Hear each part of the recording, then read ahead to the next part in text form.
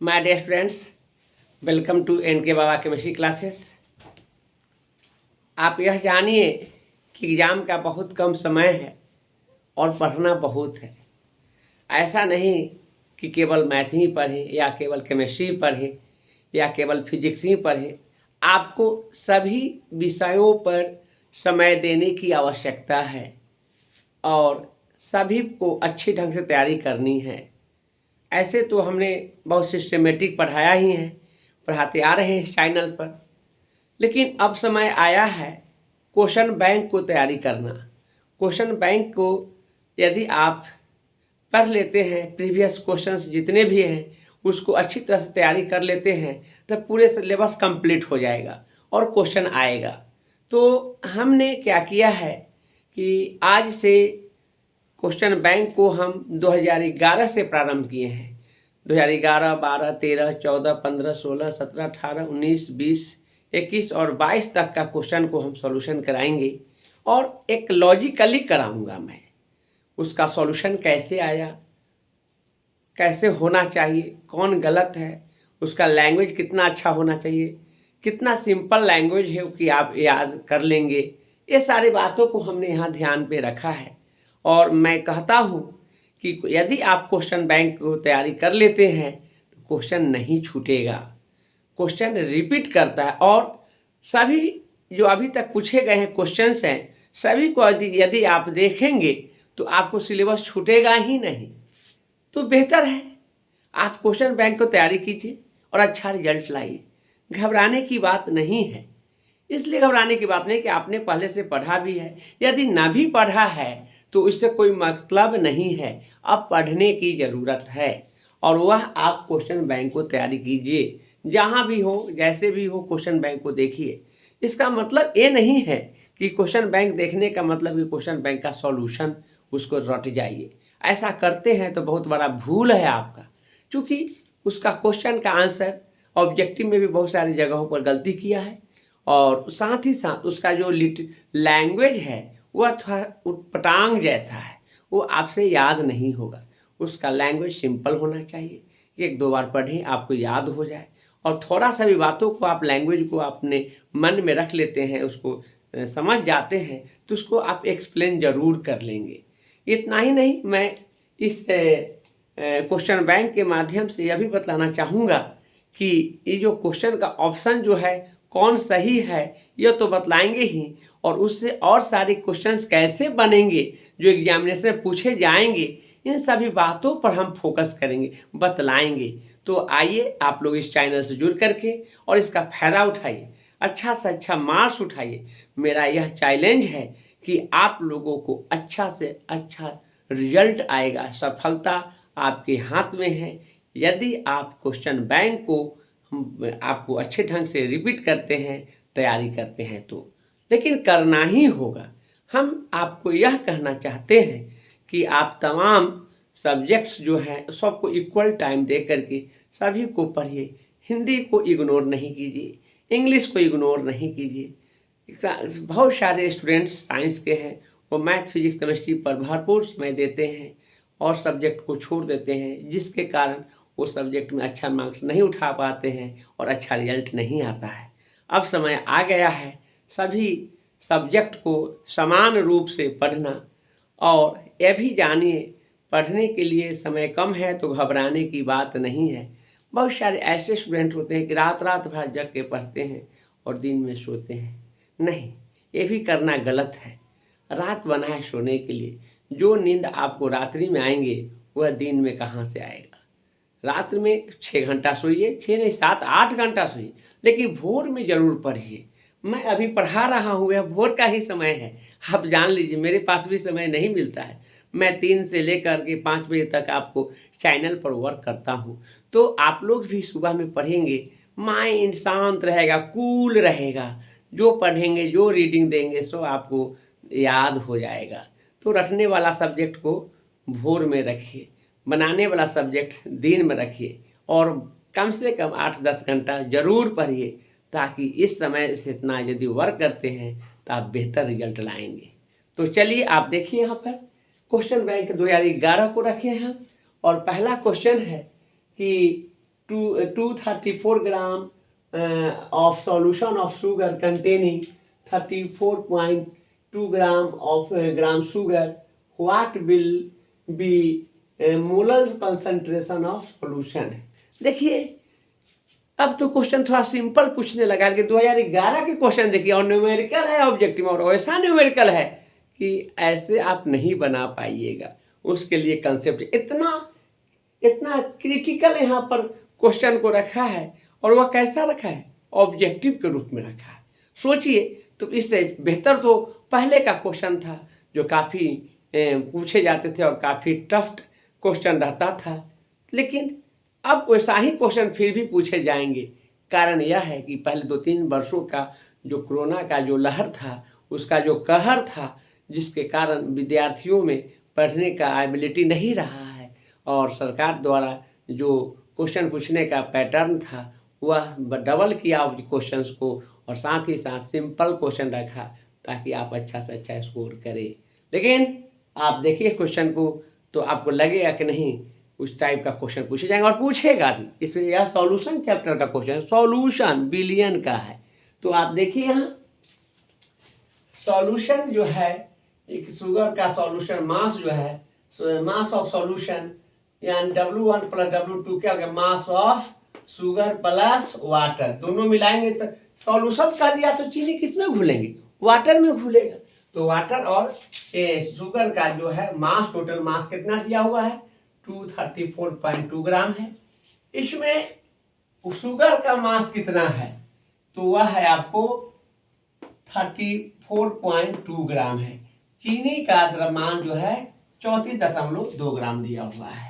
तो mass of water निकाल लीजिए, तो mass of water equal to mass of solution minus mass of sugar. तो मास ऑफ सॉल्यूशन कितना दिले है W1 + W2 का वैल्यू 234.2 ग्राम और चीनी का जो है 34.2 ग्राम, घट जाएंगे तो पानी का द्रव्यमान निकल गया, मास ऑफ वाटर निकल गया। अब मोलर मास ऑफ शुगर जो है यह देखिए कितने कार्बन है 12 है, एटॉमिक मास कितना होता है 12, तो 12 में 12 गुणा 144 जोड़ इसमें कार्बन है हाइड्रोजन ऑक्सीजन तीनों को जोड़ करके मास इसको निकल जाएगा। मास ऑफ हाइड्रोजन 22 को है, इसका एटॉमिक मास 1 होता है 22 × 1 प्लस ऑक्सीजन के कितने टाइम 11 है, कितने मास होते हैं 16 होता है, तो जाएंगे 11 × 16 144 जोड़ 22 जोड़ 176 322 ग्राम पर मोल आएगा। आप देखिए कितना बेहतर है।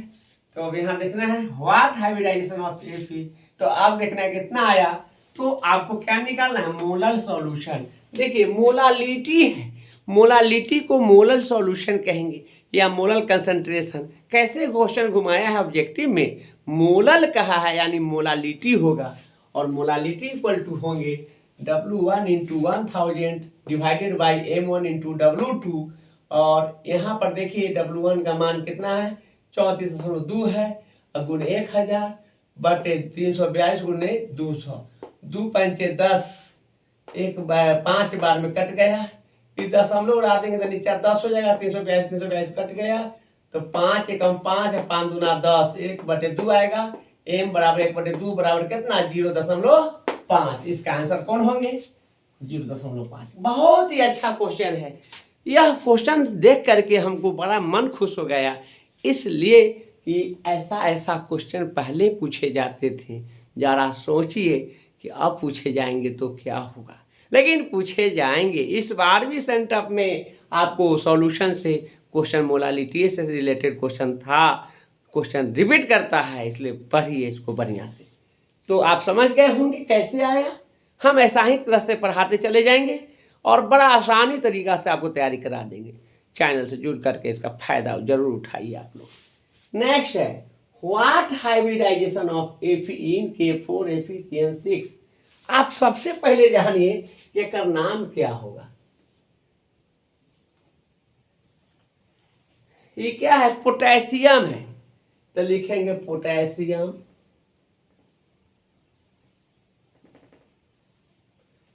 CN से साइनो, काय गो है 6 गो है तो hexa potassium hexa cyanoferrate potassium hexa cyano, ओ लगल रहे लास्ट में, नोमेनक्लेचर सीखिएगा, लास्ट में ओ लगा हुआ रहे तो कोई भी मेटल रहेगा ओकरा में 8 लग जाता है, तो फेरस है तो फेरेट हो जाएगा, क्या हो जाएंगे, फेरेट। 2 नंबर के क्वेश्चन रहेंगे और IUPAC नाम लिखने के लिए ध्यान रखिएगा। ये क्वेश्चन यहाँ से ही बन गया कि नोमेनक्लेचर ऑफ ईयर। नेक्स्ट है, आप जानेंगे कि coordination number, coordination number equal to 6। Next है ऑक्सीडेशन नंबर,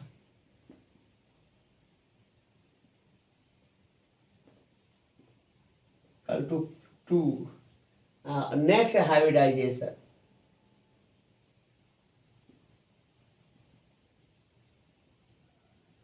हाइब्रिडाइजेशन की बात करते हैं तो D2sp3 होता है, D2sp3। देखिए हमने क्या कर दिया, इससे कितने तरह से पॉसिबल है क्वेश्चन पूछने, 1 2 3 एंड 4। यदि पूछता है IUPAC नाम लिखिए इसका तो यह लिखा जाता, यदि पूछता है कितने कोऑर्डिनेशन नंबर है तो 6 होता, यदि पूछता है कि ऑक्सीडेशन नंबर कितने हैं तो 2 होता। हाइब्रिडाइजेशन पूछ रहा है, हाइब्रिडाइजेशन क्या होंगे, D2sp3।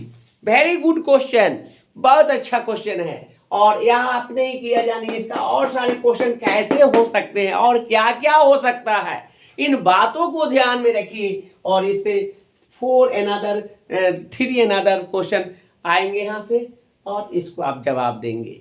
नेक्स्ट है, यह है आपको कोऑर्डिनेशन, ये कंपाउंड से आया है। और नेक्स्ट क्वेश्चन जो है केमिकल काइनेटिक्स से है और यहाँ पर आपको ऑर्डर ऑफ रिएक्शन की बात कर रहा है। यह 0 ऑर्डर रिएक्शन का हो गया है और यह 0 ऑर्डर का है, इसको याद करेंगे। आपको क्वेश्चन बैंक में गलत दिया हुआ है, 2B आंसर है लेकिन नहीं 0 ऑर्डर का है। Next, which of the following make able zwitter ion. देखिए बउआ, ज्यूटर आयन की बात कर रहा है तो ज्यूटर आयन में ज्वाइंट आयन होंगे और वह क्या कहते हैं बायोमोलिक्यूल से लिया गया, उसमें भी एमिनो एसिड से लिया गया है। उसमें 2 तरह के एसिड होते हैं, एक होते हैं एमिनो एसिड, बेस होता है, बेस के रूप में NH2 होगा और एसिड होंगे कार्बोक्सिलिक एसिड होगा। जिसमें यह बेस और एसिड दोनों होगा वही ज्यूटर आयन है।